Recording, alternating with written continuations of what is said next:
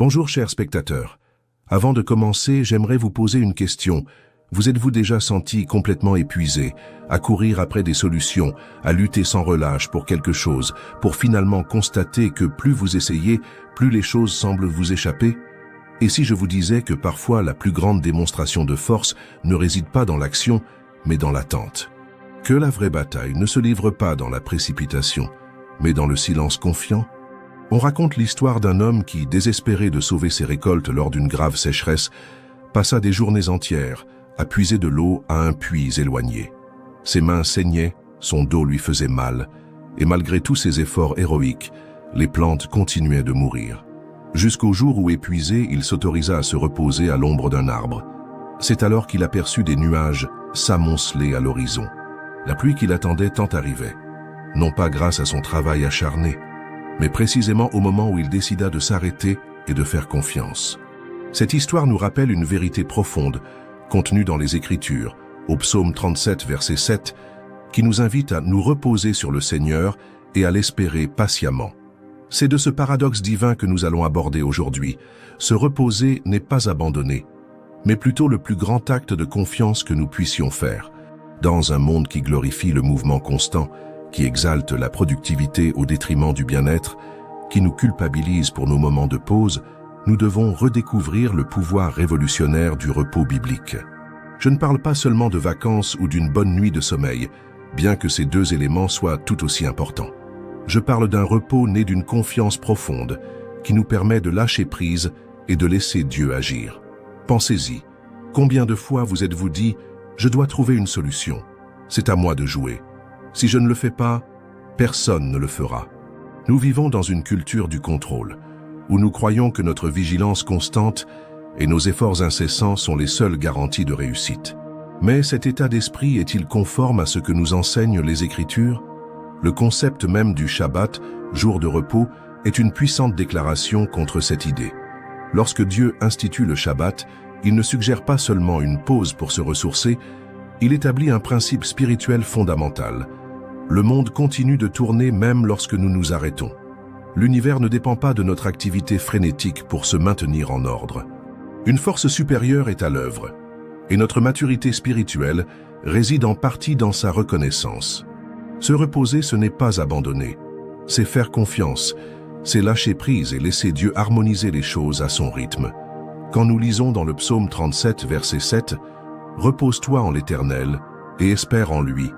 Ne t'irrite pas à cause de celui qui réussit dans ses voies, à cause de l'homme qui accomplit ses mauvaises actions. » Nous sommes confrontés à une invitation révolutionnaire, celle de lâcher prise. Lâcher prise ne signifie pas abandonner ses responsabilités, ni devenir passif face à la vie. Lâcher prise, c'est reconnaître les limites de nos capacités humaines et laisser place à l'intervention divine. C'est comme l'agriculteur qui fait tout ce qui est en son pouvoir, préparer le sol, planter les graines, irriguer si nécessaire, mais qui sait qu'il ne peut pas faire pousser la plante. La croissance est un mystère qui se produit dans le silence de la terre, indépendamment de l'anxiété ou de la vigilance de l'agriculteur. C'est la première grande leçon que nous devons apprendre. Parfois, la plus grande productivité vient du repos. Parfois, les progrès les plus significatifs surviennent lorsque nous prenons du recul.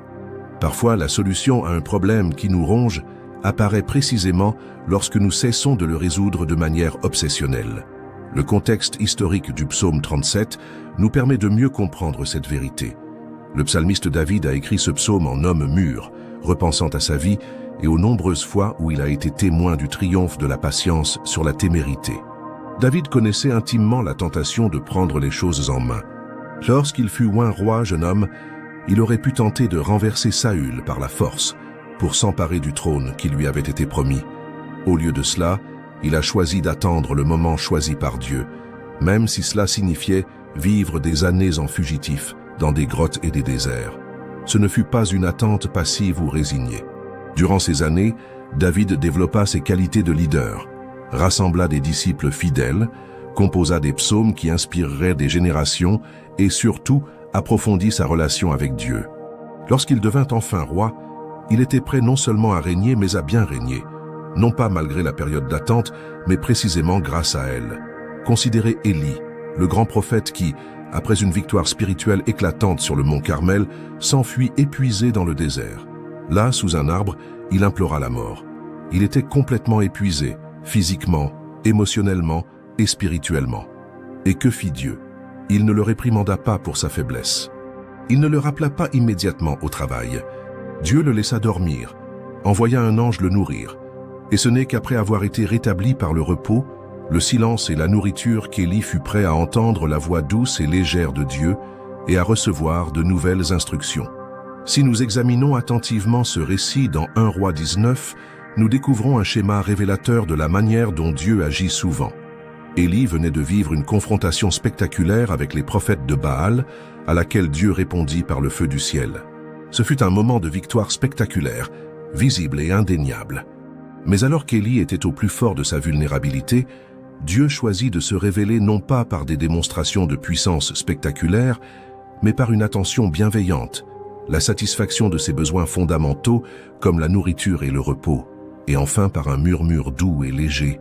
Cela nous enseigne quelque chose de profond sur le caractère de Dieu et sur sa manière d'agir. Il est certainement le Dieu des miracles spectaculaires, du feu du ciel et de la mer qui s'ouvrent. Mais il est également le Dieu des soins quotidiens, du repos nécessaire, du murmure qui ne s'entend que lorsque nous sommes suffisamment calmes pour l'écouter. Ce schéma se répète tout au long du récit biblique. Les grandes révélations et les conseils divins surviennent souvent après des périodes de repos et d'attente. Moïse reçut l'appel de libérer Israël après 40 ans dans le désert. Joseph interpréta le rêve de Pharaon et accéda au pouvoir après des années d'oubli en prison. David fut oint roi, mais passa des années en cavale avant d'accéder au trône. Jésus ne commença son ministère public qu'après 40 jours dans le désert. Qu'est-ce que cela nous enseigne? Que l'attente n'est pas du temps perdu. Cette pause n'est pas une parenthèse inutile dans notre histoire, mais est souvent l'étape même où Dieu prépare les chapitres suivants. Lorsque nous nous laissons aller en Dieu, nous déclarons « Seigneur, je reconnais que tu es Dieu et que je ne le suis pas. Je reconnais qu'il y a des limites à ce que je peux faire et contrôler. J'ai confiance que même lorsque je n'agis pas, tu es là. » Si vous traversez actuellement une période d'attente, en attente d'une réponse, d'une orientation, d'une solution à un problème apparemment insoluble, je vous encourage à considérer ce temps non pas comme une perte de temps, mais comme un investissement. Un travail invisible se déroule au plus profond de vous-même, telle une graine enfouie dans l'obscurité, qui se prépare silencieusement à germer. Considérez comment la nature nous enseigne cette vérité. Un chêne majestueux peut vivre des siècles, mais il n'est au départ qu'un petit gland qui passe des mois en sommeil sous terre. Pendant ce temps, rien de visible ne se produit, mais des processus vitaux se déroulent qui permettront la croissance future de l'arbre. Si nous essayons d'accélérer ce processus en déterrant le gland pour freiner sa croissance ou en le forçant à pousser plus vite, nous finirions par le tuer. De même, certains processus spirituels, émotionnels et même pratiques nécessitent du temps pour se dérouler correctement. En essayant de les précipiter par impatience ou par anxiété, nous finissons souvent par saboter le résultat souhaité. Prenons l'exemple d'Abraham et de Sarah. Un fils leur avait été promis, mais l'attente s'étant prolongée, ils ont tenté d'aider Dieu en prenant les choses en main par l'intermédiaire d'Agar. Le résultat fut Ismaël, non pas le fils promis, mais une source de conflit qui persiste encore aujourd'hui.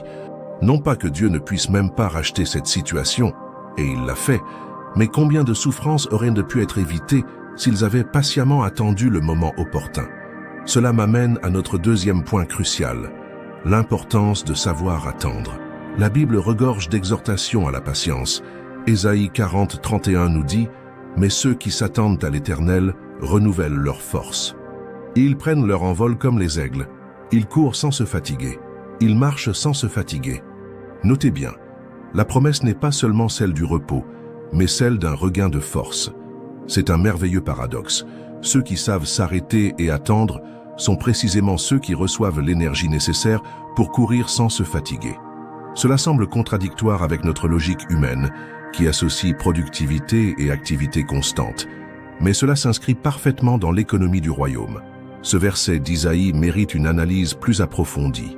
Le mot hébreu original traduit par « attendre » est « kava », qui évoque une attente tendue et pleine d'espoir, comme un arc bandé, emmagasinant de l'énergie pour le moment où la flèche sera décochée. Il ne s'agit pas d'une attente passive ou indolente, mais d'une attitude active d'attente confiante. Et notez les promesses associées à ce genre d'attente.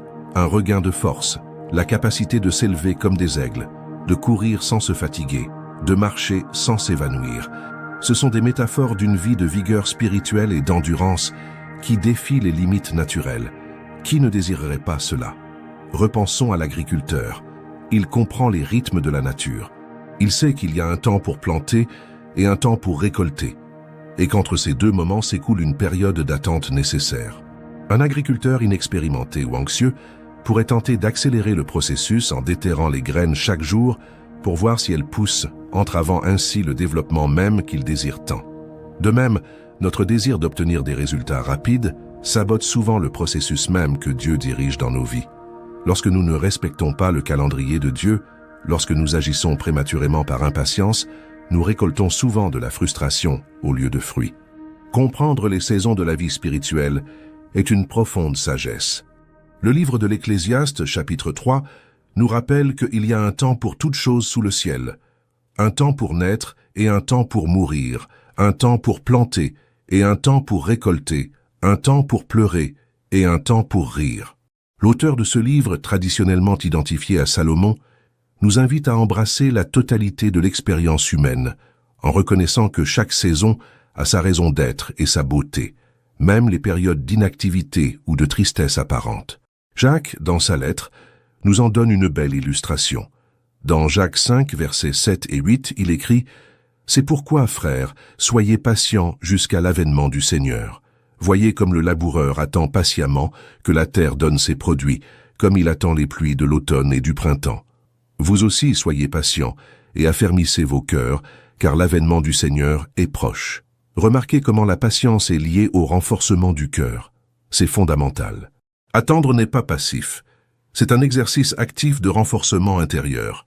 C'est un temps de préparation, de maturation, de développement de racines profondes qui nous soutiendront lorsque les vents forts arriveront. Dans le contexte original, Jacques écrivait aux chrétiens victimes de persécutions et d'injustices. Ils aspiraient à une intervention divine, à une justification, au retour du Christ qui mettrait fin à leur souffrance. Jacques ne minimise pas leur douleur, ni ne suggère que leur situation n'était pas si grave. Au contraire, il reconnaît la réalité de leur souffrance, mais les invite à la dépasser et à la considérer avec certitude dans la venue du Seigneur. L'analogie avec l'agriculteur est ici particulièrement pertinente. L'agriculteur ne peut pas précipiter les saisons. Malgré ses désirs, ses supplications et ses inquiétudes, les pluies d'automne et de printemps ont leur propre rythme. Cependant, cette limitation ne le conduit ni au désespoir ni à la passivité.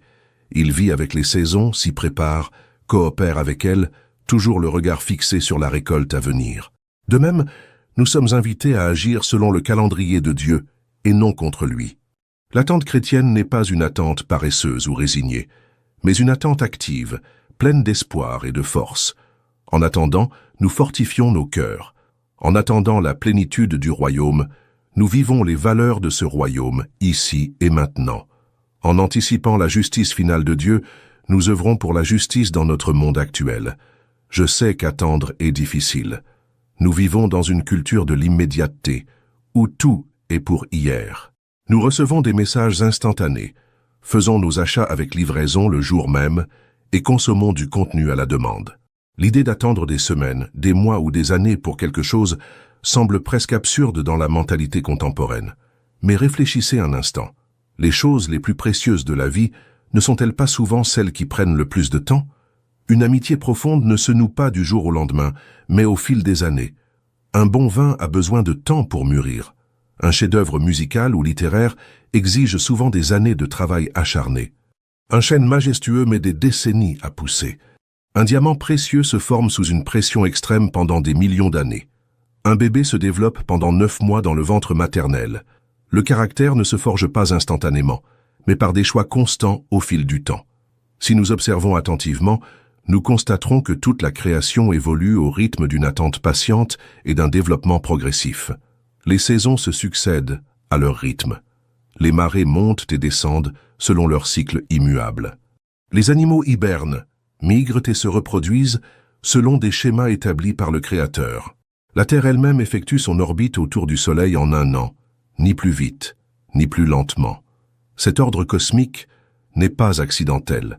Il reflète en partie le caractère même de Dieu et son mode d'action. Si Dieu peut certes agir instantanément, et il le fait parfois, il choisit souvent d'agir par des processus graduels qui nécessitent du temps pour se déployer pleinement. De même, les plus grandes bénédictions de Dieu surviennent souvent après des périodes d'attente. Abraham a attendu 25 ans, l'accomplissement de la promesse d'un fils. Le peuple d'Israël a attendu 400 ans la délivrance d'Égypte. L'humanité a attendu des millénaires la venue du Messie. L'histoire du peuple d'Israël en Égypte révèle un schéma révélateur. Durant ces 400 ans d'esclavage, on pourrait croire que Dieu avait oublié sa promesse à Abraham. D'un point de vue humain, chaque génération ayant vécu et péri en captivité aurait pu conclure que la promesse de délivrance n'était qu'un rêve lointain, une légende devenue obsolète. Pourtant, Exode 2:24 nous dit « Dieu entendit leurs gémissements, et il se souvint de son alliance avec Abraham, Isaac et Jacob. » Dieu n'avait pas oublié. Il œuvrait selon son propre calendrier, préparant non seulement la délivrance physique d'Israël, mais aussi sa formation en tant que nation, son établissement comme peuple de Dieu. Durant ces siècles de silence apparent, le petit clan de Jacob devint une grande nation. L'oppression égyptienne, aussi douloureuse fut-elle, forgea une identité collective et un désir de libération, essentiel au voyage qui les attendait. Moïse, le libérateur choisi, se préparait à travers des expériences uniques, tant à la cour de Pharaon que dans le désert de Madian. En d'autres termes, ces années d'attente ne constituaient pas une interruption dans l'histoire du salut, mais en faisaient partie intégrante. Dieu était activement à l'œuvre, même lorsque sa main n'était pas visible. Ce principe s'applique également à nos vies. Les périodes d'attente ne sont pas des vides spirituels ni des parenthèses inutiles dans notre histoire. Ce sont souvent les moments où Dieu est le plus activement à l'œuvre, en nous, autour de nous, préparant la voie au chapitre suivant. Si vous avez du mal à attendre en ce moment, laissez-moi partager 3 principes pratiques qui peuvent vous aider à bien attendre. Tout d'abord, profitez du temps d'attente pour vous préparer, et non pour vous inquiéter. Au lieu de gaspiller votre énergie mentale à imaginer des scénarios négatifs ou à ruminer sur ce qui pourrait mal tourner, demandez-vous, comment puis-je me préparer à ce qui va arriver? Quelles compétences puis-je développer? Quel caractère puis-je forger? Quelles leçons puis-je tirer maintenant qui me serviront à l'avenir? Joseph en est un exemple inspirant. Vendu comme esclave par ses propres frères, accusé à tort et emprisonné en Égypte, il aurait facilement pu succomber au désespoir ou à l'amertume durant ces années d'emprisonnement injuste. Au contraire, en toutes circonstances, il s'est consacré à servir avec excellence et intégrité. Esclave dans la maison de Potiphar, l'Éternel fut avec Joseph, et il prospéra, et il habita dans la maison de son maître égyptien. Genèse 39:2. En prison, il gagna la faveur du geôlier et fut placé à un poste de responsabilité. Lorsque le moment fut enfin venu pour Joseph d'interpréter le rêve de Pharaon et d'être élevé à une position d'autorité sur toute l'Égypte, il était prêt, non pas malgré son attente, mais grâce à elle. Imaginez si Joseph avait passé ses années en prison à se lamenter sur son sort ou à nourrir du ressentiment envers ses frères et Potiphar. Aurait-il développé les compétences administratives qui sauveraient, plus tard, l'Égypte et sa famille de la famine? Aurait-il cultivé la sagesse et le discernement qui feraient de lui un dirigeant aussi efficace? Aurait-il conservé l'intégrité de caractère qui le distinguerait dans une culture étrangère? Deuxièmement, trouver un but dans le processus, pas seulement dans le résultat. Attendre ne signifie pas seulement atteindre une destination. Il s'agit de devenir la personne que vous devenez au cours du voyage. Dieu s'intéresse autant à façonner votre caractère qu'à réaliser vos rêves. En fait, il utilise souvent l'attente précisément pour préparer votre caractère à recevoir la bénédiction qui vous attend. Le peuple d'Israël avait besoin d'apprendre cette leçon durant ses 40 années de voyage dans le désert. Dans Deutéronome 8, 2 et 3, Moïse explique « Souviens-toi de tout le chemin que l'Éternel, ton Dieu, t'a fait faire pendant ces 40 années dans le désert, afin de t'humilier et de t'éprouver, pour savoir quelles étaient les dispositions de ton cœur et si tu observerais ou non ses commandements. Il t'a humilié en te laissant souffrir de la faim, puis il t'a nourri de la manne. que ni toi ni tes ancêtres n'aviez connu, pour te montrer que l'homme ne vit pas de pain seulement, mais de toute parole qui sort de la bouche de l'Éternel. Notez le but explicite du séjour dans le désert. Humilier, éprouver, révéler ce qu'il y avait dans le cœur, enseigner la dépendance à Dieu. Le voyage ne visait pas seulement à atteindre Canaan, il s'agissait de devenir le genre de personne qui pourrait habiter Canaan en tant que représentant de Dieu. De même, les périodes d'attente dans nos vies ont souvent des objectifs qui vont bien au-delà de l'objectif immédiat que nous aspirons à atteindre. Peut-être attendez-vous un emploi, une relation, la guérison, la réconciliation ou une opportunité. Pendant cette attente, demandez-vous, qu'est-ce que Dieu forme en moi à travers ce processus? Quelle leçon veut-il que j'apprenne? Comment cette période me prépare-t-elle à la suite? Troisièmement, pratiquez la gratitude pour le présent, en attendant l'avenir. Nous sommes souvent tellement obsédés par ce que nous n'avons pas encore, que nous perdons la capacité d'apprécier ce que nous avons déjà reçu. La gratitude ancre notre âme dans l'instant présent, nous permettant de ressentir la paix même dans l'attente. Paul a illustré cette attitude lorsqu'il a écrit dans Philippiens 4:11 « J'ai appris à être content en toutes circonstances ». Il a écrit ces mots alors qu'il était en prison, son ministère semblant interrompu, son avenir incertain. Cependant, au lieu de se concentrer uniquement sur ce qu'il ne pouvait pas faire ou sur ce qu'il espérait, il a trouvé dans le présent des motifs de gratitude et de contentement. La pratique de la gratitude n'est pas seulement un exercice psychologique positif, bien qu'elle en soit un. C'est un acte profondément spirituel qui reconnaît la bonté et la fidélité de Dieu en toutes circonstances. Lorsque nous choisissons de rendre grâce, même dans les moments d'attente ou de difficulté, nous déclarons notre confiance dans le caractère de Dieu et dans sa sollicitude constante à notre égard. Un exercice pratique peut vous aider. Tenir un journal de gratitude pendant votre attente. Chaque jour, notez 3 choses précises pour lesquelles vous êtes reconnaissant. Il peut s'agir de bénédictions évidentes ou de détails subtils qui passeraient habituellement inaperçus.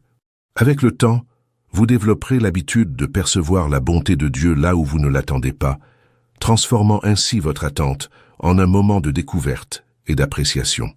Cela m'amène à notre 3e point essentiel. L'anxiété prive de paix. Dans Philippiens 4:6-7, Paul nous exhorte « Ne vous inquiétez de rien, mais en toute chose faites connaître vos besoins à Dieu par des prières et des supplications, avec des actions de grâce. Et la paix de Dieu qui surpasse toute intelligence gardera vos cœurs et vos pensées en Jésus-Christ. » Notez la promesse ici. Lorsque nous échangeons l'anxiété contre une prière confiante, nous recevons en retour la paix de Dieu. Pas n'importe quelle paix, mais une paix qui dépasse toute compréhension humaine. Une paix qui n'a aucun sens face aux circonstances extérieures. Une paix qui perdure même lorsque tout autour de nous semble s'effondrer. L'anxiété est une force dévorante. Elle sape notre énergie, déforme notre perspective et nous maintient prisonniers d'un futur hypothétique qui n'est même pas encore arrivé. Combien d'heures de sommeil avez-vous perdu à vous inquiéter de problèmes qui ne se sont jamais matérialisés? Combien de moments présents avez-vous été volé à force d'errer dans des labyrinthes d'inquiétude pour demain? D'un point de vue neurologique, l'anxiété chronique maintient notre système nerveux en état d'alerte permanent, inondant notre corps d'hormones du stress comme le cortisol et l'adrénaline. Ces hormones sont conçues pour les situations d'urgence à court terme, le fameux mécanisme de combat ou fuite, et ne doivent pas être maintenues sur de longues périodes. Rester dans cet état d'alerte intense pendant des jours, des semaines ou des mois entraîne un épuisement physique, émotionnel et spirituel. Sur le plan spirituel, l'anxiété déforme notre perception de Dieu et de nous-mêmes. Lorsque nous sommes anxieux, nous avons tendance à amplifier les problèmes et à minimiser les ressources dont nous disposons pour les affronter, tant humaines que divines. Nous oublions facilement comment Dieu nous a soutenus par le passé et doutons de sa volonté ou de sa capacité à nous soutenir à l'avenir. Jésus a abordé ce sujet directement dans le Sermon sur la montagne. Ne vous inquiétez donc pas du lendemain, car le lendemain s'inquiétera de lui-même. À chaque jour suffit sa peine. Matthieu 6:34. Ceci n'est pas une exhortation à l'irresponsabilité ou au manque de planification. C'est une invitation à vivre pleinement l'instant présent, confiant que le Dieu qui prend soin de vous aujourd'hui prendra également soin de vous demain. C'est un appel à lâcher prise sur le lourd fardeau de l'anxiété. Cet effort vain pour contrôler l'incontrôlable et à embrasser la légèreté de la confiance. Dans le contexte du sermon sur la montagne, Jésus utilise des exemples tirés de la nature pour illustrer cette vérité. Il cite les oiseaux du ciel qui ne sèment ni ne moissonnent, mais sont nourris par le Père céleste. Il attire l'attention sur les lys des champs, qui ne travaillent ni ne filent, mais qui sont pourtant vêtus plus magnifiquement que Salomon dans toute sa gloire. Il ne s'agit pas d'observations sentimentales sur la beauté de la nature, ce sont de puissants arguments, du plus petit au plus grand. Si Dieu prend soin avec tant de soin de créatures relativement insignifiantes comme les oiseaux et les fleurs, combien plus prendra-t-il soin des êtres humains, créés à son image et à sa ressemblance? L'inquiétude constante est au fond une forme de méfiance. Lorsque je m'inquiète de manière obsessionnelle, je déclare implicitement « Je ne crois pas que Dieu puisse gérer ça. Je dois me débrouiller seul. » C'est un rejet subtil mais réel de la souveraineté divine. La confiance, en revanche, est une forme d'adoration. Lorsque je choisis de faire confiance au milieu de l'incertitude, je déclare « Je crois que tu es celui que tu prétends être. Je crois que tes promesses sont vraies. Je crois que même si je ne comprends pas le chemin, tu sais exactement où nous allons. » Pensez à Pierre marchant sur l'eau. Tant qu'il gardait les yeux fixés sur Jésus, l'impossible devenait possible. Ce n'est que lorsqu'il détourna le regard et commença à se concentrer sur les vagues, sur les circonstances menaçantes qui l'entouraient, qu'il commença à couler. Notre vie spirituelle suit le même principe. Fixons-nous nos yeux sur les vagues ou sur le Seigneur des vagues. Ce récit, rapporté dans Matthieu 14, est riche en symbolisme et en applications pratiques. Pierre était dans une barque avec les autres disciples lorsqu'une violente tempête s'éleva. Au milieu des ténèbres et du chaos, Jésus arriva marchant sur l'eau. Les disciples pensèrent d'abord à un fantôme et furent terrifiés. Mais Jésus les rassura aussitôt. « Courage, c'est moi, n'ayez pas peur. » Verset 27. Pierre, toujours impétueux, répond « Seigneur, si c'est toi, ordonne-moi d'aller à toi sur les eaux. » Verset 28. Jésus dit simplement « Viens ». Et Pierre sort de la barque et se met à marcher sur les eaux vers Jésus. C'est un moment extraordinaire qui mérite notre attention. Pierre accomplissait véritablement l'impossible, marcher sur l'eau. Les mêmes vagues qui menaçaient de couler le bateau étaient maintenant sous ses pieds. Comment? Parce que ses yeux étaient fixés sur Jésus et non sur les circonstances. Sa confiance ne reposait pas sur ses propres capacités. Il savait pertinemment que les humains ne peuvent naturellement pas marcher sur l'eau, mais sur la parole de Jésus. « Viens ». Cependant, lorsque Pierre détourna le regard de Jésus et commença à remarquer la force du vent et la hauteur des vagues, la peur remplaça la foi. Il commença aussitôt à couler et s'écria « Seigneur, sauve-moi » verset 30. Jésus tendit la main, le rattrapa et le réprimanda doucement. « Homme de peu de foi, pourquoi as-tu douté » Verset 31. L'anxiété nous maintient rivés sur les vagues, amplifiant chaque menace, anticipant chaque catastrophe possible. La confiance, en revanche, nous permet de lever les yeux et de voir celui qui est au-dessus des tempêtes, celui qui peut dire « silence » et les vents obéissent. Si vous souffrez d'anxiété aujourd'hui, je souhaite vous proposer quelques pratiques concrètes qui peuvent vous aider à échanger l'inquiétude contre la paix. Tout d'abord, identifiez vos préoccupations spécifiques et confiez-les à Dieu dans la prière. Ne priez pas de manière générale, mais nommez précisément ce qui vous prive de votre paix. Seigneur, je m'inquiète pour cette facture à payer d'ici vendredi, et je ne sais pas d'où viendra l'argent.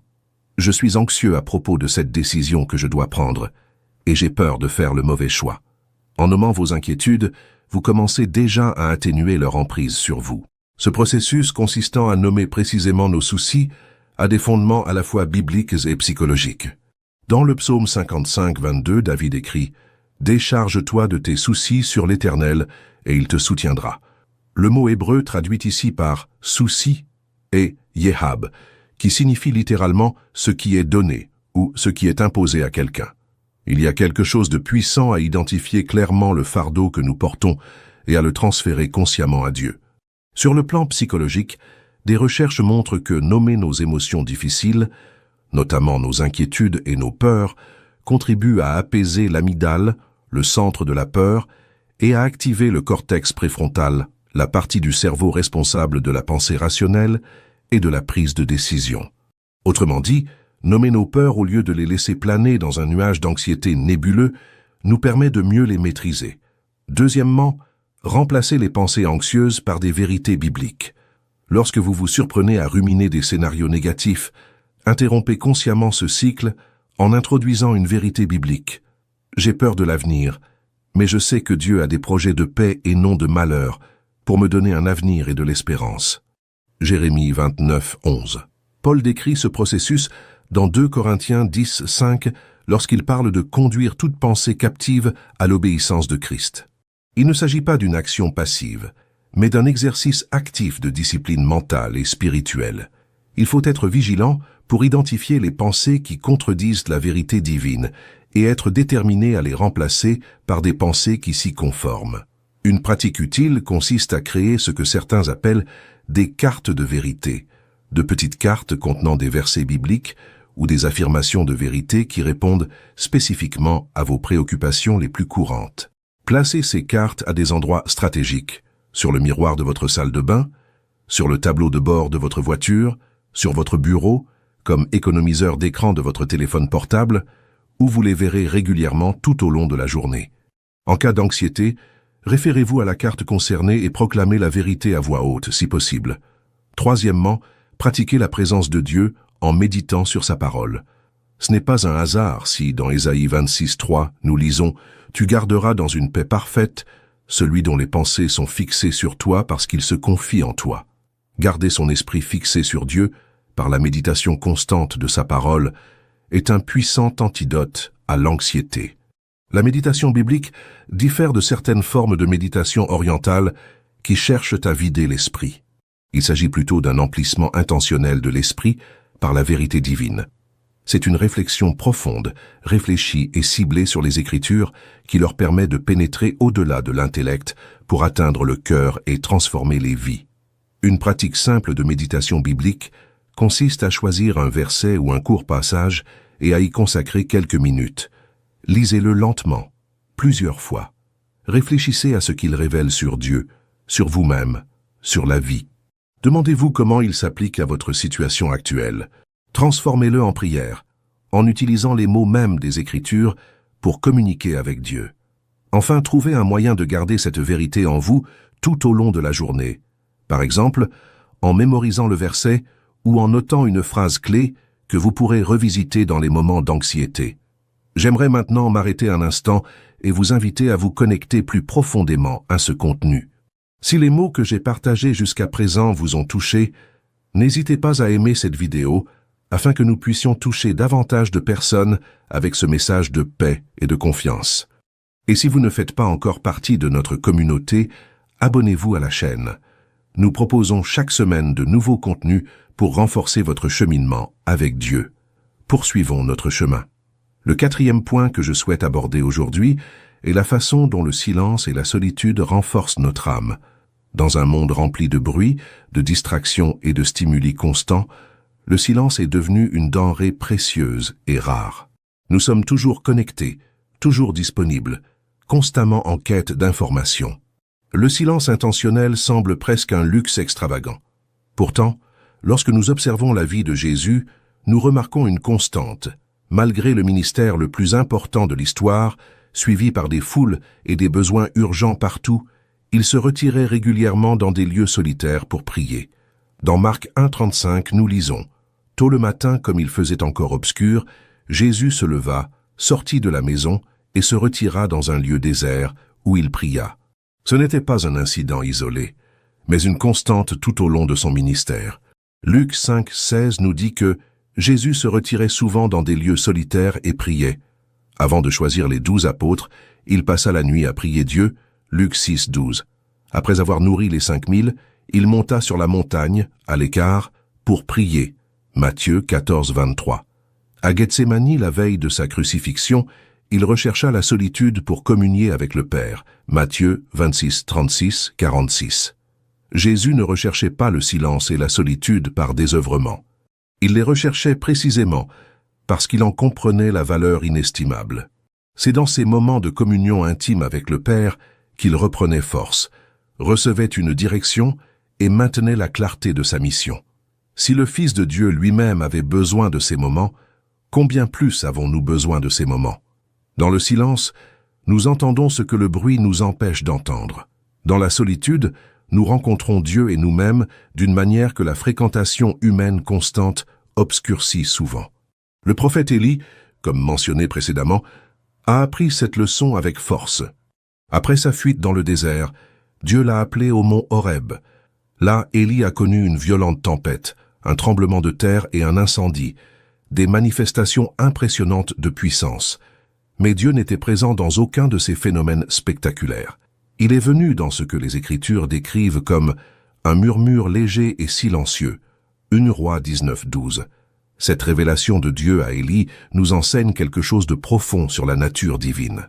Dieu peut certes se révéler, et le fait parfois par des manifestations spectaculaires de puissance, le feu consumant le sacrifice sur le mont Carmel par exemple. Mais il choisit souvent de communiquer par des moyens plus subtils, qui requièrent notre attention soutenue et un silence réceptif. Cela nous enseigne quelque chose de profond. Dieu ne rivalise souvent pas avec le bruit. Il attend le silence. Sa voix ne se fait pas entendre dans le vacarme, mais dans le murmure que l'on n'entend que lorsque l'on se calme suffisamment pour écouter. Dans le psaume 46:10, Dieu nous invite. « Arrêtez-vous et sachez que je suis Dieu. » Notez l'ordre ici. D'abord vient le silence, puis vient la connaissance. Il existe une forme de connaissance de Dieu qui n'est accessible que par le silence.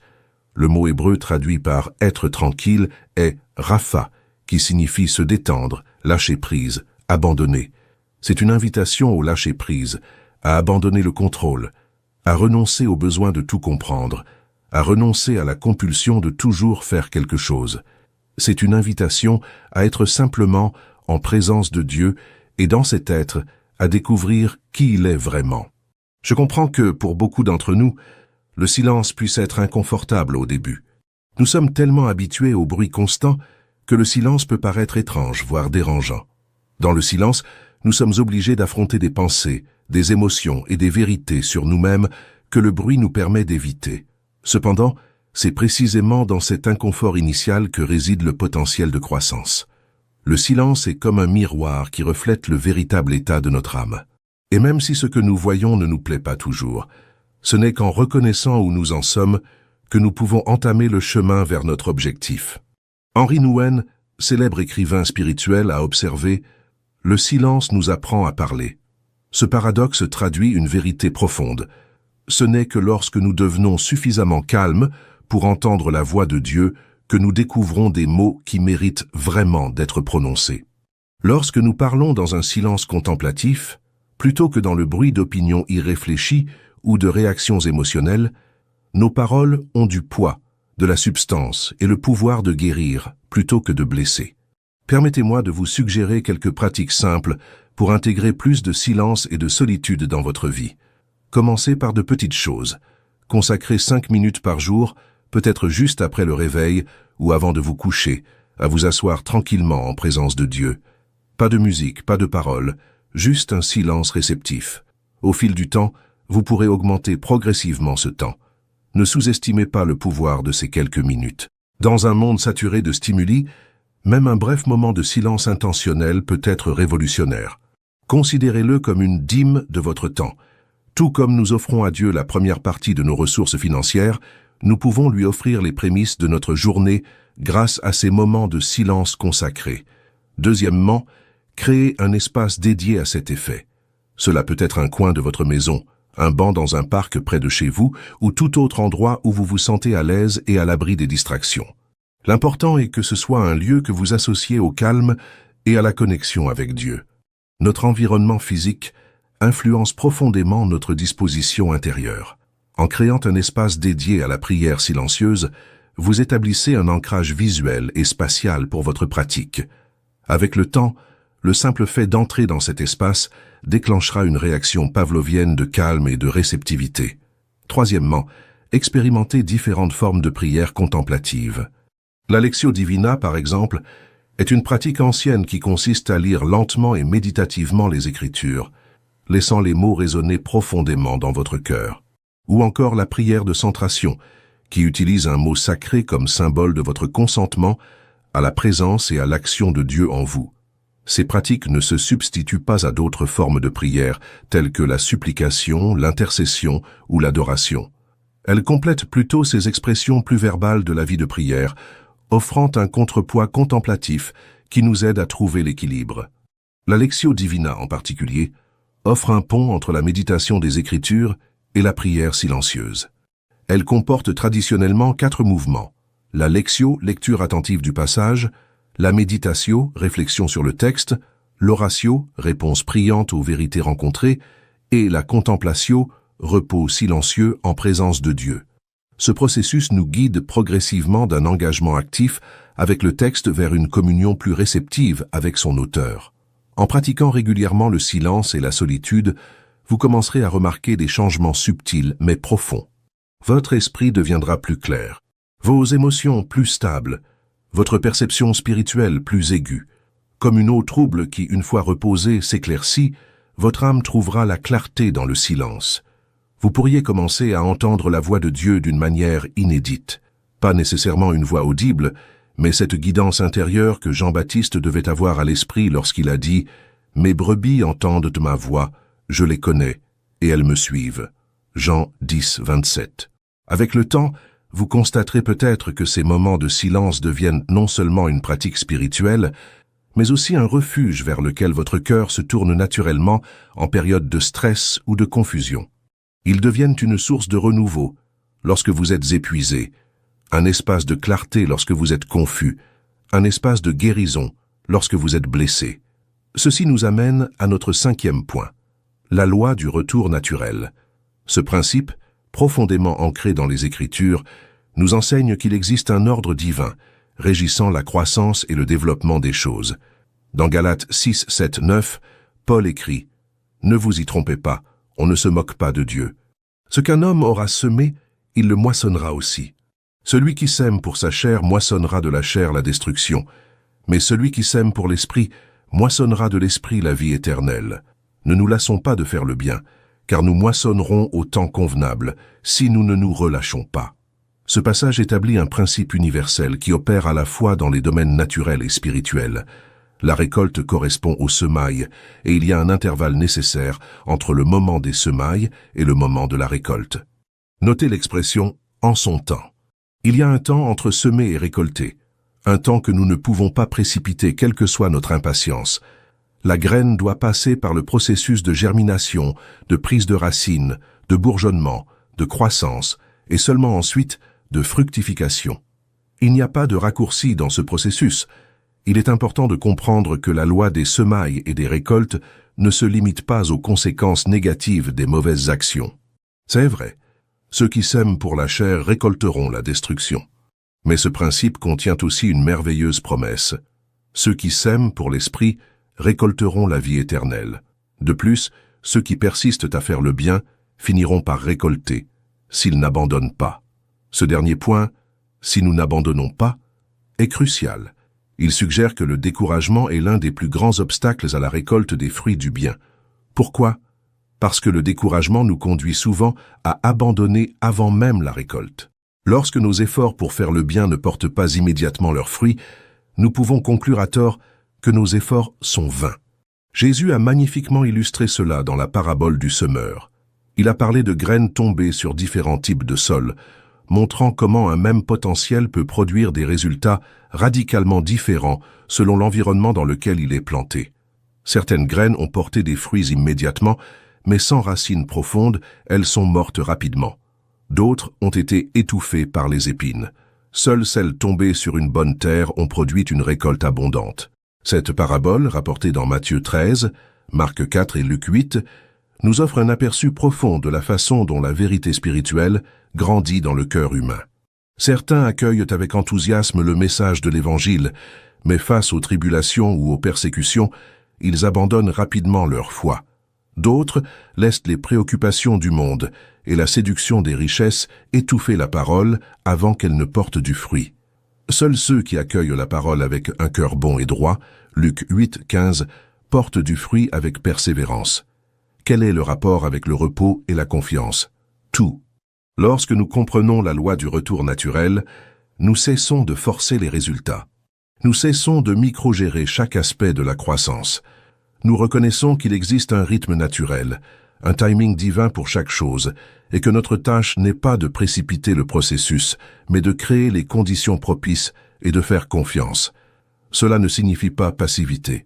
L'agriculteur ne sème pas les graines puis part en vacances en espérant que tout se résoudra comme par magie. Il continue à travailler, désherber, irriguer si nécessaire, protéger les cultures des parasites. Mais il le fait avec une confiance sereine dans le processus naturel de croissance, sans l'angoisse frénétique de quelqu'un qui essaie de contrôler l'incontrôlable. Jésus a illustré cet équilibre entre travail et confiance dans une autre parabole rapportée dans Marc 4, 26-29. Le royaume de Dieu est semblable à un homme qui jette de la semence en terre.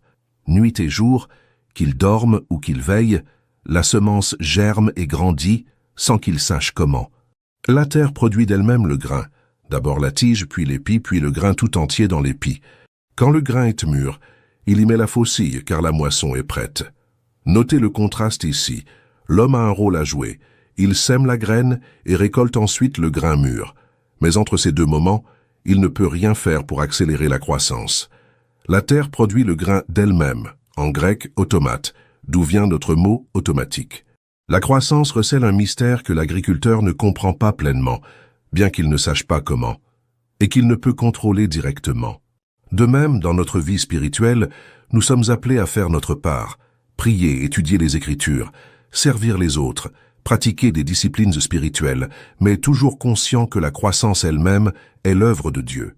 Comme l'écrit Paul dans 1 Corinthiens 3,6, « J'ai planté, Apollos a arrosé, mais c'est Dieu qui a fait croître. » Cette compréhension nous libère de la pression écrasante de vouloir produire des résultats par nous-mêmes.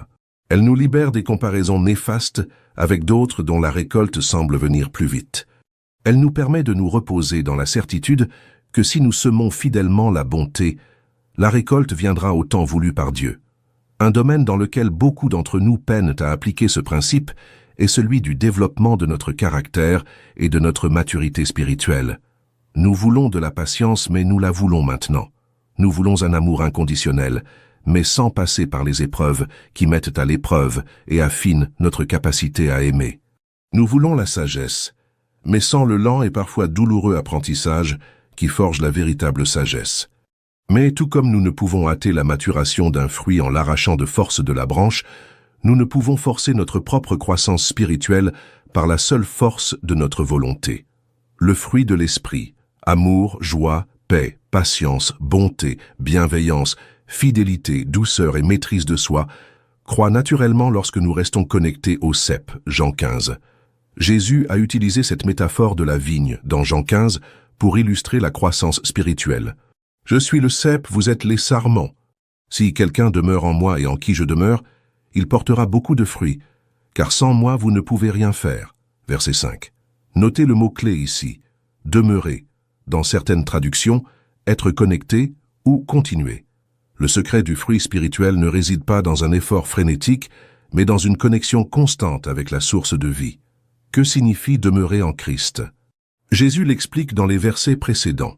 Demeurer dans son amour, verset 9, obéir à ses commandements, verset 10, laisser ses paroles demeurer en nous, verset 7. C'est une attitude de réceptivité constante à la vie et à l'amour qui coule du Christ vers nous, comme la sève coule du cep vers les sarments. Lorsque nous restons connectés de cette manière, le fruit vient naturellement, non pas par nos propres efforts, mais grâce à la vie divine qui coule en nous. C'est pourquoi Jésus dit « Sans moi, vous ne pouvez rien faire ». Tous nos efforts pour produire du fruit spirituel par nous-mêmes sont voués à l'échec, si nous ne sommes pas profondément connectés à lui. Alors, si vous vous sentez frustré par votre propre progrès spirituel, si vous avez l'impression de planter des graines d'obéissance sans voir les fruits escomptés, laissez-moi vous encourager. N'abandonnez pas. Continuez à semer. Continuez à arroser. Et ayez confiance qu'en temps voulu, la récolte viendra. Ceci nous amène à notre 6e point. Lâcher prise libère. Il y a là un paradoxe intéressant. Plus nous cherchons à contrôler tout et tous ceux qui nous entourent, plus nous devenons anxieux et prisonniers. C'est comme essayer de retenir de l'eau dans nos mains. Plus nous la serrons fort, plus elle s'échappe entre nos doigts. Jésus a abordé ce sujet directement lorsqu'il a dit « Car celui qui veut sauver sa vie la perdra, mais celui qui la perdra à cause de moi la trouvera. Matthieu 16, 25. Bien que ce verset ait plusieurs significations, une application claire concerne le lâcher-prise. Lorsque nous nous accrochons désespérément à notre vie, essayant de la protéger et de la contrôler dans les moindres détails, paradoxalement, nous la perdons. Mais lorsque nous perdons notre vie, lorsque nous la remettons à Dieu avec confiance, lorsque nous lâchons prise, c'est alors que nous la trouvons véritablement. Cette déclaration de Jésus n'était pas un enseignement isolé, mais un thème récurrent dans ses enseignements. Dans Matthieu 10, 39, il dit « Celui qui conservera sa vie la perdra, et celui qui la perdra à cause de moi la retrouvera. » Dans Jean 12, 25, il précise « Celui qui aime sa vie la perd, et celui qui hait sa vie dans ce monde la conservera pour la vie éternelle. » Ces affirmations ne sont pas faciles à comprendre ni à appliquer. À première vue, elles peuvent même paraître contradictoires. Comment perdre la vie conduit-il à la retrouver? Comment haïr la vie conduit-il à la vie éternelle? L'essentiel est de comprendre ce que Jésus entend ici par « vie ». Le mot grec est « psyche », qui peut se traduire par « vie », « âme », voire « être ». Jésus parle de notre identité profonde, de notre sens de soi, de notre existence essentielle. Lorsque nous nous accrochons à cette existence avec peur et contrôle, cherchant à assurer notre sécurité, notre confort et notre bonheur par nos propres efforts, nous devenons paradoxalement moins vivants, moins libres, moins capables de connaître la plénitude pour laquelle nous avons été créés. C'est comme une graine qui refuse d'être plantée, préférant rester en sécurité dans son état actuel, plutôt que de mourir et de devenir une plante qui porte beaucoup de fruits. Jean 12, 24. Il est important de préciser, lâcher prise ne signifie pas diminuer nos efforts ou notre engagement. Cela signifie orienter nos efforts vers les bonnes choses, celles que nous pouvons réellement contrôler, et confier le reste à Dieu. Prenons l'exemple de l'apôtre Paul. Il a œuvré sans relâche pour l'Évangile, voyageant, prêchant, enseignant, écrivant et souffrant. Personne ne pouvait l'accuser de paresse ou de manque d'engagement. Pourtant, il a aussi fait preuve d'une remarquable capacité à se libérer du contrôle des résultats. Dans Philippiens 1, 6, il écrit « Je suis persuadé que celui qui a commencé en vous cette bonne œuvre la rendra parfaite pour le jour de Jésus-Christ. » Paul comprenait que bien qu'il fût appelé à être fidèle dans son travail, celui-ci appartenait à Dieu. Il pouvait planter et arroser, mais la croissance venait de Dieu. Cette compréhension lui donnait une liberté extraordinaire, la liberté de travailler sans l'angoisse écrasante de ceux qui croient que tout dépend uniquement de leurs propres efforts. Cette confiance n'était pas seulement une position théologique pour Paul, c'était une expérience vécue dans des circonstances extrêmement difficiles. Dans 2 Corinthiens 12, il décrit une écharde dans la chair, une sorte d'affliction persistante pour laquelle il a supplié Dieu à 3 reprises de l'ôter. La réponse de Dieu n'était pas la guérison souhaitée par Paul, mais une profonde assurance. « Ma grâce te suffit, car ma puissance s'accomplit dans la faiblesse. » Verset 9. La réponse de Paul à ce déni apparent est remarquable. « C'est pourquoi je me glorifierai bien plus volontiers de mes faiblesses, afin que la puissance de Christ repose sur moi. » Au lieu de continuer à lutter pour maîtriser sa situation, Paul a trouvé la liberté en acceptant ses limites et en y voyant une occasion de faire l'expérience de la puissance de Dieu d'une manière nouvelle. Lâcher prise est un acte de foi. C'est déclarer « Seigneur, j'ai fait ce que j'ai pu. Maintenant, je remets le reste entre tes mains, confiant que ta sagesse est plus grande que la mienne, que ta puissance est plus grande que la mienne, que ton amour est plus grand que le mien. » Pour beaucoup d'entre nous, lâcher prise est effrayant. Nous avons été conditionnés à croire que le contrôle est synonyme de sécurité, que plus on tient les rênes, plus on est protégé. Mais en réalité, notre contrôle est largement illusoire. Nous ne contrôlons ni le temps, ni l'économie, ni les actions des autres, ni même notre propre santé. Plus tôt nous embrassons cette vérité, plus tôt nous trouvons la paix qui naît de la confiance en quelqu'un de plus grand que nous. C.S. Lewis l'a magnifiquement exprimé. Les portes de l'enfer sont verrouillées de l'intérieur. Par cette métaphore, il suggère que notre insistance à vouloir garder le contrôle, ce qu'il appelle ailleurs « se replier sur soi », est précisément ce qui nous maintient prisonniers de notre propre enfer. La liberté vient lorsque nous ouvrons la porte, sortons de nous-mêmes et faisons confiance à Dieu. Je me souviens de l'histoire d'un homme qui traversait une grave crise financière. Il avait tout fait comme il fallait, épargné, investi judicieusement, vécu selon ses moyens. Pourtant, en raison de facteurs totalement indépendants de sa volonté, il était au bord de la faillite. Jour et nuit, il s'inquiétait, analysant les chiffres, élaborant et réorganisant des plans désespérés. Sa santé commença à se détériorer. Son mariage en pâtissait et il avait du mal à dormir. Jusqu'au jour où, agenouillé dans sa chambre en larmes, il atteignit enfin le bout du rouleau. « Seigneur, pria-t-il, je ne sais plus quoi faire. J'ai tout essayé. Maintenant, je te remets entièrement cette situation. Si tu veux que je perde tout, je l'accepte. Si tu veux me sauver d'une manière que je ne peux imaginer, je l'accepte aussi. Mais je ne peux plus porter ce fardeau seul. » À cet instant, quelque chose d'extraordinaire se produisit. Non, ses factures ne furent pas réglées comme par magie. Sa situation financière ne changea pas instantanément, mais quelque chose de plus profond se produisit. Il ressentit une paix qu'il n'avait pas ressentie depuis des mois. C'était comme si un poids énorme lui avait été enlevé des épaules. Il dormit profondément pour la première fois depuis des semaines. Dans les jours qui suivirent, l'esprit plus clair et l'esprit plus serein, il put envisager des options que l'anxiété avait obscurcies. Une conversation par-ci, une idée par-là. Et peu à peu, les pièces du puzzle commencèrent à se mettre en place. Sa situation financière finit par se stabiliser. Non pas comme il l'avait prévu ou espéré, mais d'une manière qu'il ne pouvait attribuer qu'à la providence divine. Qu'est-ce qui a changé? Ce n'était pas tant son environnement extérieur qui comptait, mais sa posture intérieure. En lâchant prise, il a laissé la place à Dieu pour agir, tant dans son cœur que dans sa situation. Ce principe s'applique à tous les domaines de la vie. Relations, carrière, ministère, santé, enfants, rêves, peur. Lorsque nous essayons de contrôler l'incontrôlable, nous devenons tendus, anxieux et souvent inefficaces. Lorsque nous apprenons à discerner ce qui est véritablement sous notre contrôle et à confier le reste à Dieu, nous trouvons la liberté, la paix et une efficacité souvent surprenante. Cela m'amène à notre 7e point. Le calme dissipe les tempêtes. Tout au long des Écritures, nous voyons comment la tranquillité et la paix intérieure non seulement nous protègent des tempêtes de la vie, mais ont souvent le pouvoir de les dissiper. Considérez l'histoire de Jésus apaisant la tempête dans Marc 4. Les disciples étaient de paniquer, certains d'aller se noyer, tandis que Jésus dormait paisiblement à l'arrière du bateau. Lorsqu'ils le réveillèrent, il se leva simplement et dit « Silence, tais-toi !» Et le vent et les vagues obéirent. Cette histoire est à la fois littérale et métaphorique. Jésus a autorité sur les tempêtes physiques, certes, mais il a aussi autorité sur les tempêtes émotionnelles, relationnelles et circonstancielles qui nous menacent. Et souvent, la première chose qui l'apaise n'est pas la tempête extérieure, mais la tempête intérieure. Ce récit contient des détails fascinants qui méritent d'être examinés de plus près.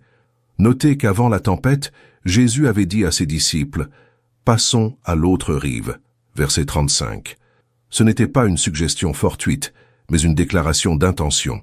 Jésus avait un objectif sur l'autre rive du lac, délivrer un homme possédé par une légion de démons. Marc 5. Lorsque la tempête s'éleva, les disciples oublièrent apparemment cette déclaration. Leur peur l'emporta sur leur foi en la parole de Jésus. Lorsqu'ils le réveillèrent enfin, ce fut avec une accusation voilée. « Maître, ne te soucies-tu pas de ce que nous périssons » Verset 38. La réponse de Jésus est révélatrice. Il calme d'abord la tempête, puis interroge la foi des disciples. « Pourquoi avez-vous si peur? N'avez-vous pas la foi » Verset 40. L'implication est claire. S'ils avaient vraiment cru à sa parole, « Traversons vers l'autre rive », ils n'auraient pas paniqué, même au milieu de la tempête. La leçon que nous en tirons est profonde. Lorsque nous nous accrochons aux promesses de Dieu, même au cœur des circonstances les plus menaçantes, nous trouvons une paix qui transcende l'entendement humain.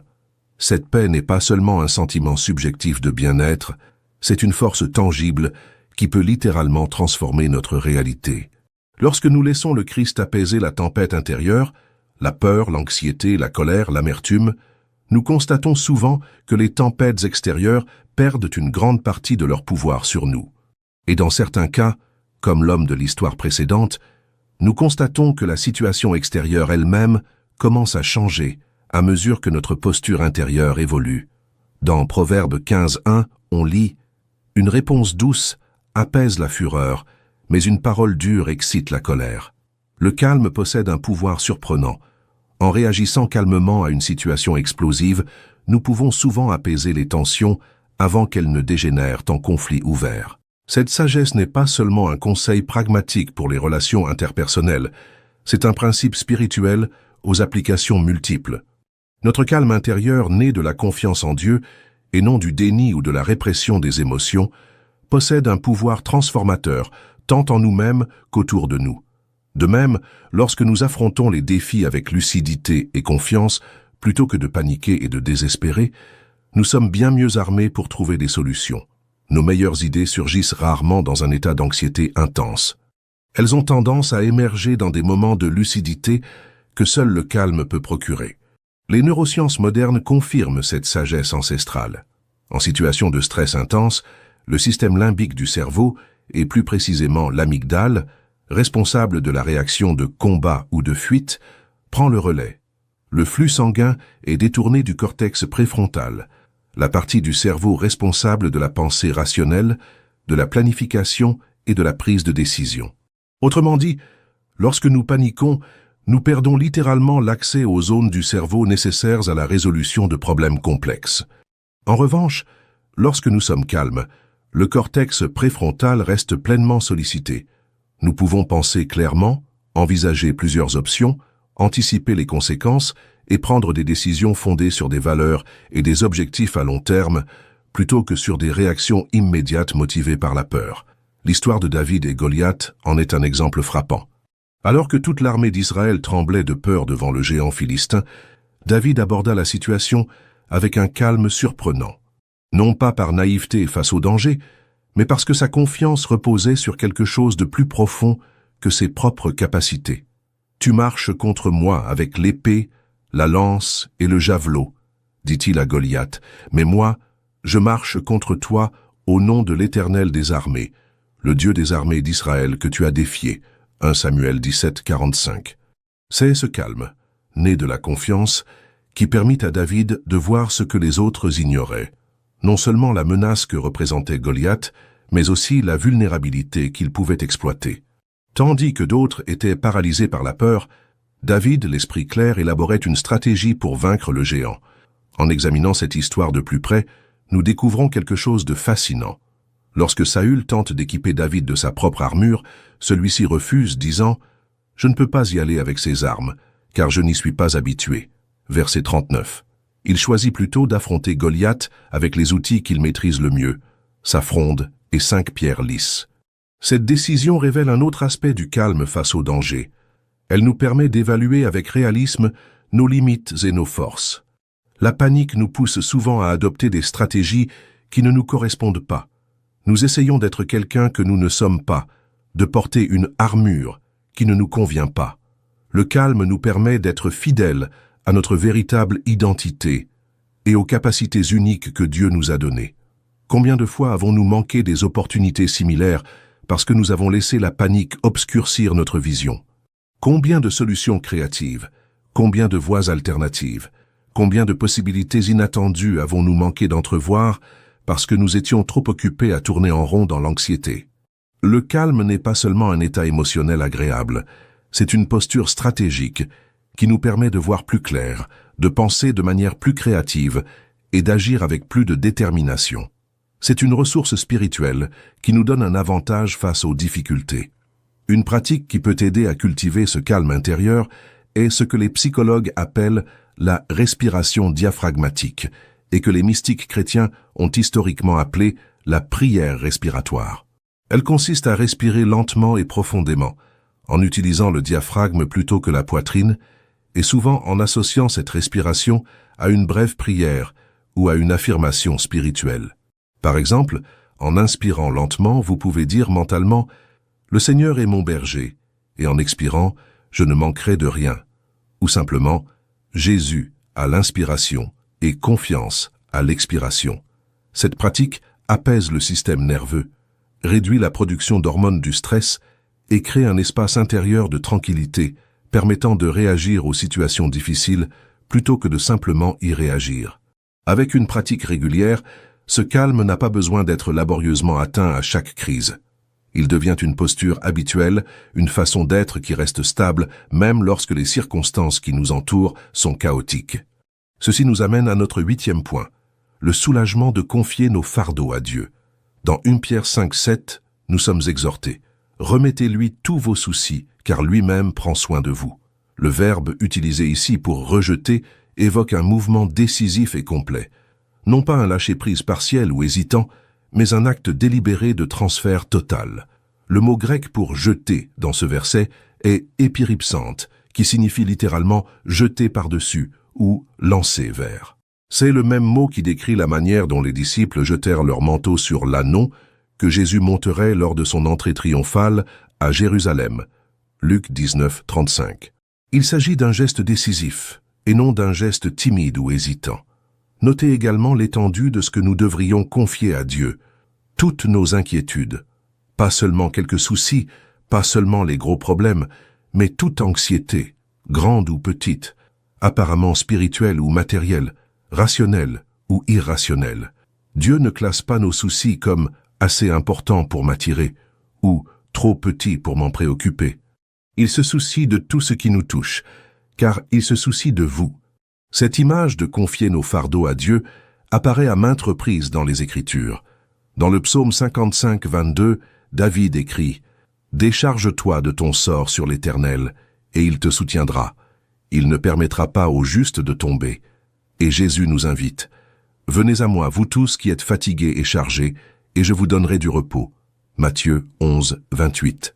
Il y a quelque chose de profondément libérateur à reconnaître que nous n'avons pas été conçus pour porter certains fardeaux.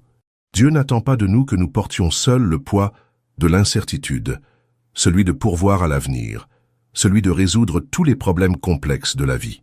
Il nous invite à transférer ces fardeaux sur des épaules infiniment plus fortes que les nôtres. L'histoire d'Anne, la mère de Samuel, en offre une belle illustration. Incapable d'avoir des enfants et profondément affligée, elle se rendit au temple et répandit son âme devant l'Éternel. 1 Samuel 1, 15. Le texte dit qu'après avoir prié et confié son fardeau à Dieu, son visage n'était plus le même. Verset 18.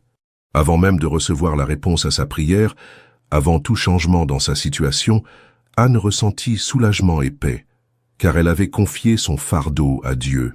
C'est un schéma que nous observons sans cesse.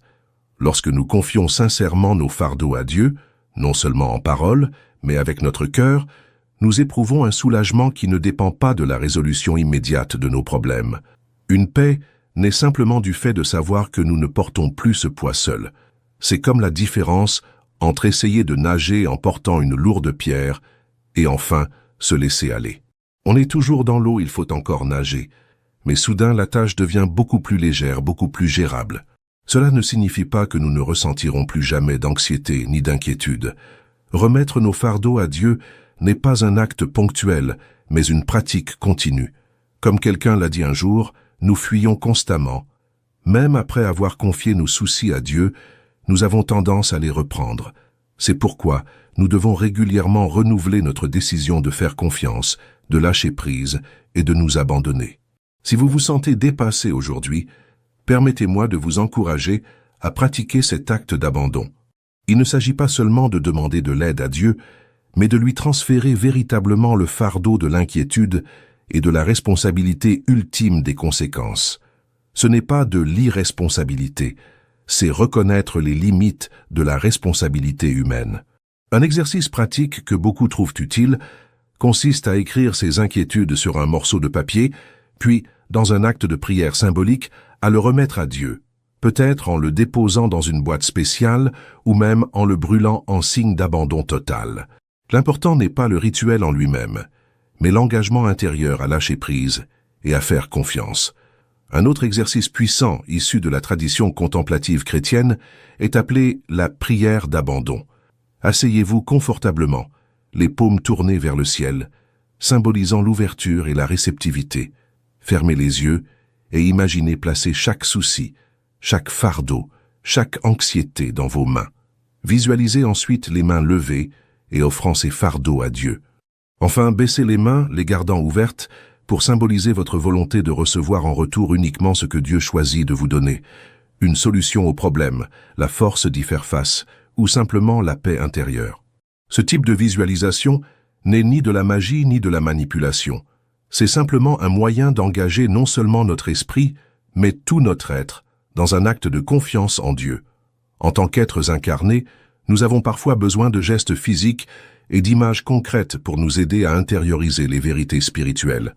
En nous adonnant régulièrement à remettre nos fardeaux à Dieu, nous commençons à expérimenter ce que le psalmiste décrit dans le psaume 116, 7. « Reviens à ton repos, ô mon âme, car l'Éternel t'a fait du bien. » Il existe un lieu de repos pour nos âmes, un havre de paix même au milieu des tempêtes de la vie. Ce lieu n'est pas géographique, mais relationnel. Il se trouve dans une confiance profonde en la nature et la sollicitude de Dieu. Cela m'amène à notre 9e point. L'attente est un exercice de foi. Hébreux 11, 1 nous dit que la foi est une ferme assurance des choses qu'on espère, une démonstration de celles qu'on ne voit pas. Lorsque nous attendons avec impatience, nous exerçons précisément ce type de foi, la certitude des promesses de Dieu, même si nous n'en voyons pas encore l'accomplissement. Ce verset de l'Épître aux Hébreux définit la foi d'une manière intrinsèquement liée à l'attente.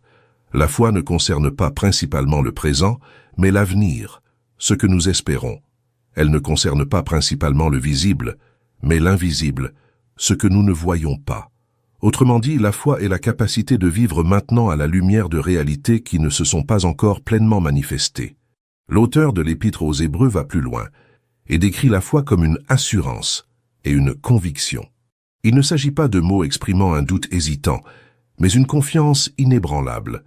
La foi chrétienne n'est pas un saut dans l'inconnu, un pari désespéré que peut-être, juste peut-être, Dieu est réel et que ses promesses sont vraies. C'est une certitude fondée sur le caractère révélé de Dieu et sur sa fidélité démontrée à travers l'histoire. L'attente peut être passive ou active. L'attente passive est marquée par la résignation, le découragement et le sentiment que rien ne changera. L'attente active, quant à elle, se caractérise par l'attente, la préparation et la certitude intérieure que quelque chose se produit, même lorsque nous ne le voyons pas. Les Écritures nous appellent à une attente active. Dans Ésaïe 40, 31, nous lisons « Mais ceux qui s'attendent à l'Éternel renouvellent leurs forces. Ils prennent leur envol comme les aigles. Ils courent sans se fatiguer. Ils marchent sans défaillir. » Le verbe hébreu traduit ici par « attendre » évoque une attente tendue, comme un arc bandé. Non pas une attente paresseuse ou inattentive, mais une attitude d'attente et de disponibilité. Le mot hébreu kava signifie, dans son sens le plus simple, étirer ou torsader, comme une corde qu'on tord pour la rendre plus solide. Par extension, il signifie attendre avec impatience et confiance. Il ne s'agit pas d'une attente passive, mais d'une attente active qui renforce la personne qui attend. Cette idée d'attente active et pleine d'espoir est illustrée tout au long des Écritures dans divers récits de foi. Pensez aux vierges sages de la parabole de Jésus, Matthieu 25, qui non seulement attendaient l'époux, mais se préparaient activement à son arrivée, s'assurant d'avoir assez d'huile pour leur lampe. Ou encore aux serviteurs de la parabole des talents, Matthieu 25, qui n'enfouissaient pas ce qu'ils avaient reçu, mais le dépensaient activement en attendant le retour de leur maître. Prenons l'exemple d'Abraham, qui reçut la promesse de devenir père de nombreuses nations, alors que lui et Sarah étaient trop vieux pour avoir des enfants. Durant ces longues années d'attente, Abraham continua de croire, d'espérer et de croire que Dieu accomplirait sa parole. Romains 4, versets 18 à 21 nous dit « Abraham, contre toute espérance, crut avec espérance. Sa foi ne faiblit point. Il ne douta point, par incrédulité, au sujet de la promesse de Dieu. Mais il fut fortifié par la foi et donna gloire à Dieu, pleinement convaincu qu'il pouvait accomplir ce qu'il promet. » L'expression « contre toute espérance, mais avec espérance il crut » illustre parfaitement le paradoxe de la foi biblique. D'un point de vue humain, il n'y avait absolument aucune raison de penser qu'Abraham et Sarah pourraient avoir un enfant à un âge avancé.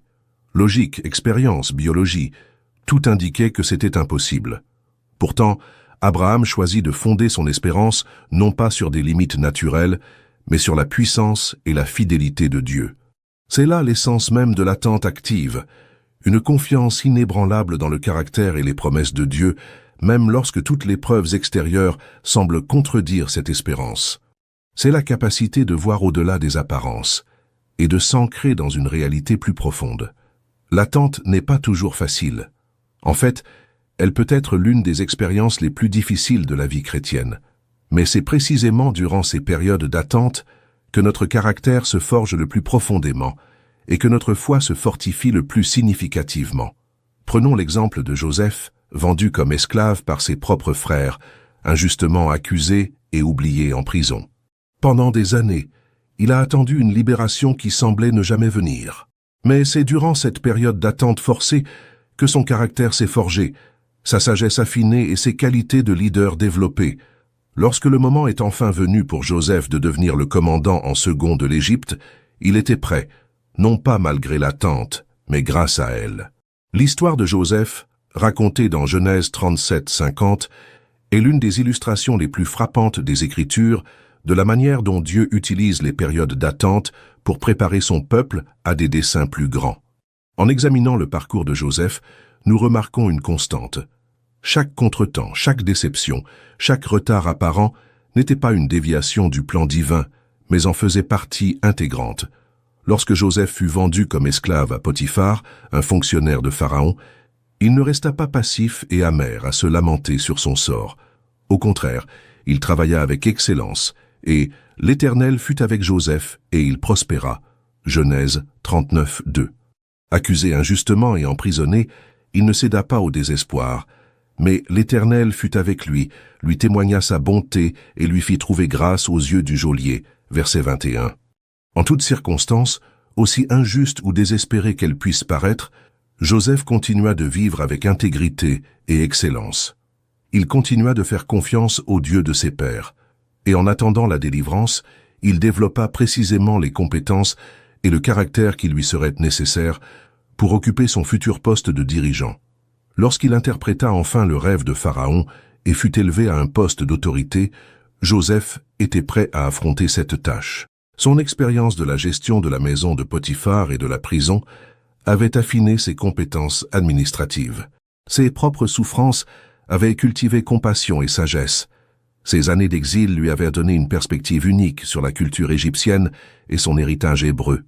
En d'autres termes, ce qui aurait pu sembler être un terrible gâchis, un jeune homme talentueux languissant pendant des années en prison, était en fait un incubateur divin, préparant Joseph à un rôle qui sauverait d'innombrables vies, y compris celles de sa propre famille.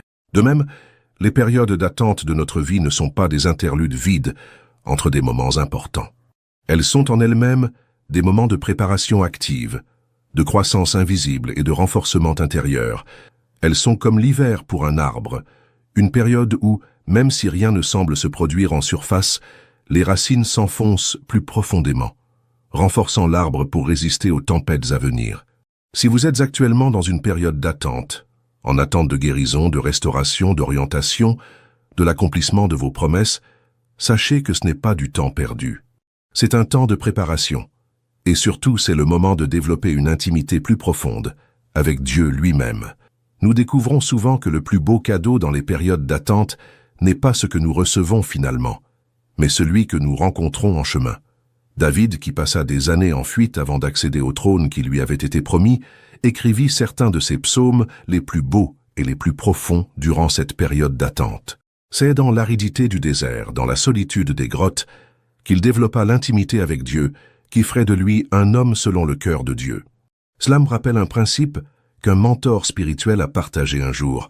Dieu s'intéresse davantage à ce que vous devenez qu'à ce que vous accomplissez. Souvent, nous nous concentrons presque exclusivement sur les résultats, les réussites, les étapes importantes.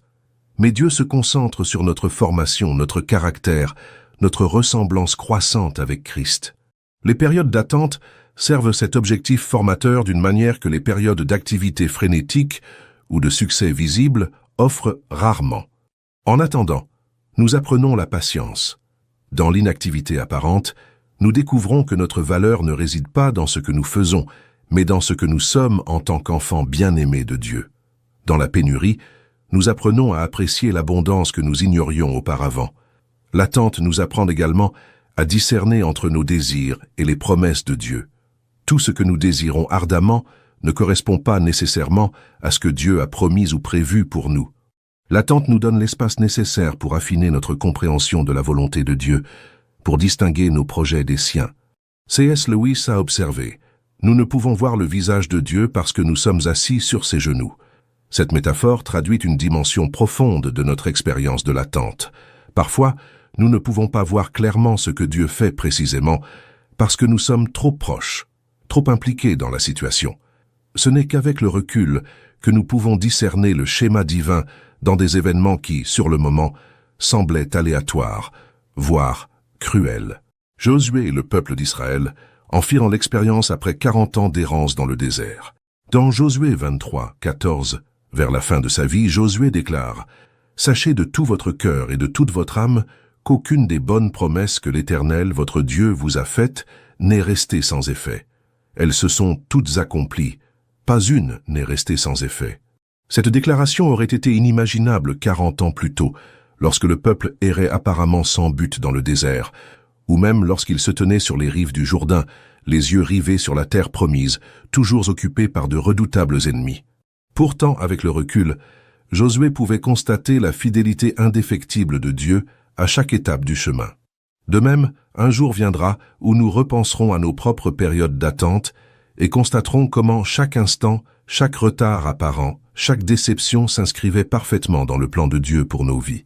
Comme l'écrit Paul dans Romains 8, 28, « Nous savons, du reste, que toute chose concourt au bien de ceux qui aiment Dieu, de ceux qui sont appelés selon son dessein. » Ceci nous amène à notre 10e et dernier point. La victoire réside dans le repos.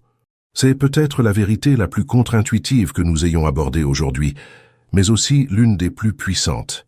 Dans un monde qui valorise l'effort, l'activité frénétique et la productivité visible, l'idée que la victoire réside dans le repos paraît presque absurde. Pourtant, c'est précisément ce que les Écritures nous enseignent fréquemment. Prenons l'exemple de la bataille de Jéricho. Dieu ordonna à Josué et aux Israélites de faire le tour de la ville une fois par jour pendant 6 jours, et 7 fois le 7e jour. Ils ne devaient ni attaquer, ni escalader les murailles, ni recourir à des tactiques militaires conventionnelles. Ils devaient marcher en silence, sonner des trompettes à l'heure prévue, puis crier, une stratégie militaire défiant toute logique humaine. Pourtant, c'est précisément grâce à cette obéissance apparemment passive qu'ils assistèrent à l'une des plus grandes victoires de l'histoire d'Israël. Les murs de Jéricho s'écroulèrent d'eux-mêmes. Ce récit, rapporté dans Josué 6, illustre remarquablement comment les voies de Dieu contredisent souvent la sagesse humaine conventionnelle. D'un point de vue militaire, la stratégie visant à prendre Jéricho était absurde. Jéricho était une ville fortifiée aux murs épais. En temps normal, sa conquête aurait nécessité un long siège, des machines de guerre et des stratégies sophistiquées. Au lieu de cela, Dieu ordonne à Josué de conduire le peuple dans une procession cérémonielle autour de la ville. Pas d'échelle, de bélier, ni de catapulte.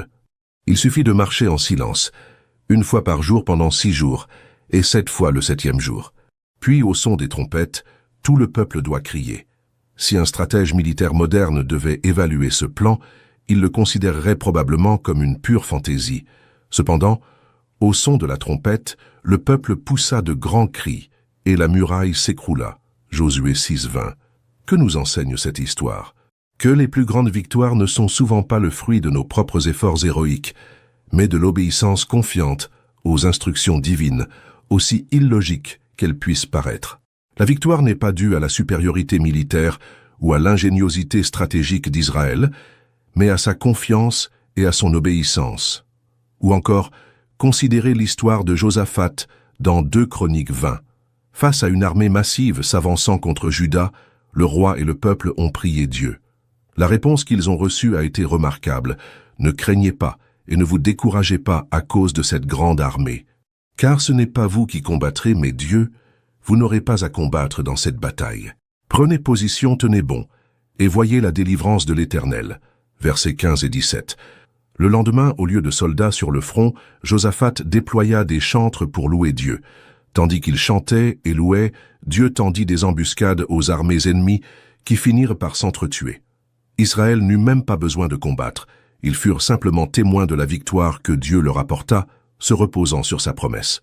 Ce qui est remarquable dans ce récit, c'est que la réponse de Juda à la menace ne fut pas de mobiliser son armée ni d'élaborer une stratégie militaire, mais de se prosterner devant l'Éternel. 2 Chroniques 20-18 nous dit que Josaphat tomba la face contre terre, et tout le peuple de Juda et les habitants de Jérusalem se prosternèrent devant l'Éternel pour l'adorer. Puis ils se levèrent pour louer à haute voix l'Éternel, le Dieu d'Israël. Verset 19.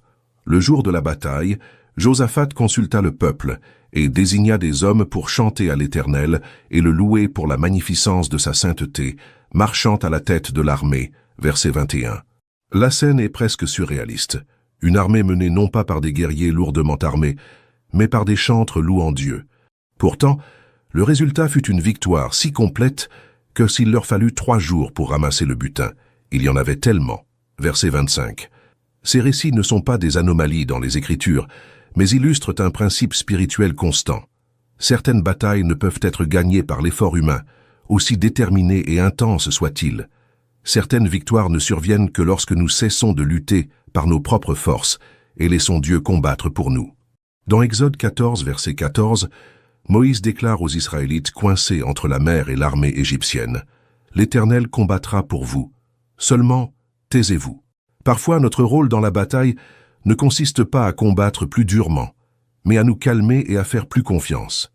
Cette scène de la mer Rouge est l'un des exemples les plus frappants de ce principe dans les Écritures. Israël était littéralement pris au piège, la mer devant lui, les montagnes de chaque côté, et l'armée égyptienne approchant par derrière. Il n'y avait aucune issue possible. Naturellement, le peuple fut pris de panique. C'est à ce moment-là que Moïse prononça ces paroles remarquables. « N'ayez pas peur, tenez bon, et voyez le salut que l'Éternel vous accorde aujourd'hui. L'Éternel combattra pour vous, seulement taisez-vous. » Exode 14, 13, versets 13 et 14. Ce qui suivit fut l'un des plus grands miracles rapportés dans la Bible. La mer s'ouvrit, permettant à Israël de passer sain et sauf, puis se referma sur l'armée égyptienne.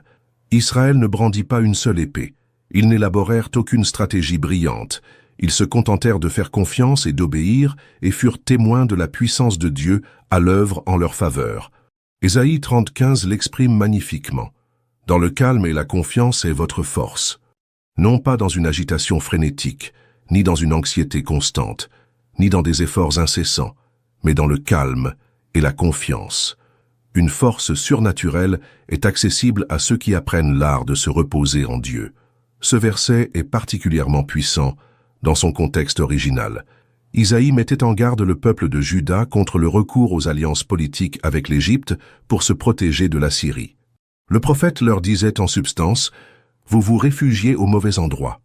Votre véritable force ne réside pas dans des chevaux rapides ni des chars puissants, mais dans la conversion à Dieu, la repentance et la confiance en lui en toute quiétude. » Malheureusement, le verset continue: « Mais vous ne l'avez pas fait. » Le peuple a rejeté la voie de la quiétude et de la confiance, préférant compter sur ses propres ressources et stratégies. Le résultat fut la défaite et l'humiliation. Combien de fois répétons-nous ce schéma dans nos vies? Combien de fois rejetons-nous l'invitation à nous reposer en toute confiance en Dieu, préférant l'illusion de contrôle que nous procure notre activité frénétique? Et combien de fois récoltons-nous les fruits amers de ce choix? Stress, anxiété, relations brisées, santé compromise. Comprenez ceci, le repos n'est ni passivité, ni indolence. C'est une attitude active de confiance qui nous permet de collaborer avec Dieu en paix, plutôt que de lutter par peur ou anxiété. C'est comme la différence entre ramer désespérément à contre-courant et apprendre à naviguer avec lui. Lorsque nous nous reposons en Dieu, lorsque nous avons confiance en sa puissance, sa sagesse, son amour et son timing, nous nous alignons sur sa volonté et ses voies. Et dans cet alignement, nous découvrons une efficacité que nous ne pourrions jamais atteindre par nos seuls efforts. Jésus lui-même nous invite: « Venez à moi, vous tous qui êtes fatigués et chargés, et je vous donnerai du repos. Prenez mon joug sur vous et recevez mes instructions, car je suis doux et humble de cœur, et vous trouverez du repos pour vos âmes, car mon joug est doux et mon fardeau léger. » Matthieu 11, 28-30. Cette invitation de Jésus est l'une des plus belles et des plus émouvantes de toute l'Écriture. Dans une société où beaucoup étaient écrasés sous le poids d'exigences religieuses écrasantes, Jésus propose une alternative, un joug facile, un fardeau léger, un chemin de repos plutôt que d'épuisement. Notez que Jésus n'enlève pas tous les jougs ni tous les fardeaux, il offre le sien en échange d'une autre. Il reste un joug, un fardeau, du travail à accomplir et des responsabilités à assumer. Mais il y a une énorme différence qualitative entre porter nos propres fardeaux par nos propres forces et porter ceux de Jésus par la sienne. Dans le contexte agricole de l'Antiquité, un joug était un objet en bois placé sur les épaules des animaux de trait, souvent par paire, pour répartir la charge et améliorer l'efficacité du travail. En nous invitant à prendre son joug, Jésus nous dit en substance « Venez travailler à mes côtés, laissez-moi vous aider à porter votre charge, apprenez à travailler à mon rythme, avec ma force. » Cela nous ramène à notre thème central. La victoire réside dans le repos. Non pas un repos de paresse ou d'évasion, mais un repos de confiance active, d'alignement avec les desseins et la puissance de Dieu. Un repos qui nous libère du besoin de tout contrôler et de prouver notre valeur par un effort constant. Un repos qui nous permet de ressentir la paix et la joie pour lesquelles nous avons été créés, même au milieu des exigences et des défis de la vie. Un disciple fatigué demanda un jour à son maître spirituel « Comment fais-tu pour accomplir autant tout en conservant une telle paix intérieure ?» Le maître répondit « Quand je suis debout, je suis debout. Quand je suis assis, je suis assis. Quand je marche, je marche. » Déconcerté, le disciple dit « Mais c'est ce que je fais aussi. » Le maître sourit et dit « Non, ce n'est pas vrai. Quand tu es assis, tu es déjà debout. Quand tu es debout, tu cours déjà.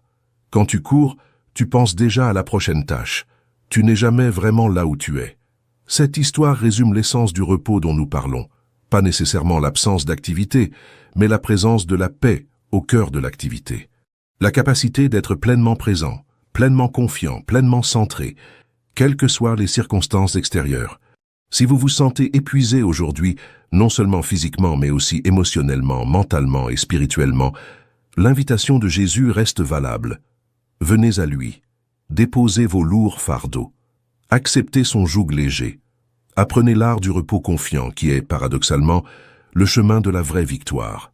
Dans le jardin d'Éden, avant la chute, Adam et Ève vivaient en parfait équilibre entre travail enrichissant et repos serein.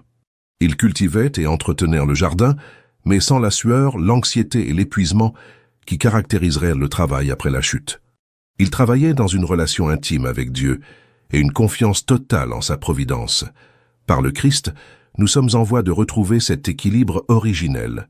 Nous ne pouvons pas nous attendre à la perfection dans cette vie, mais nous pouvons progressivement expérimenter davantage ce repos confiant à mesure que nous grandissons dans notre relation avec Jésus.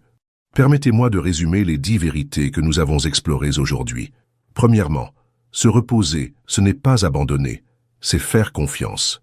C'est lâcher prise et laisser Dieu harmoniser les choses selon son calendrier.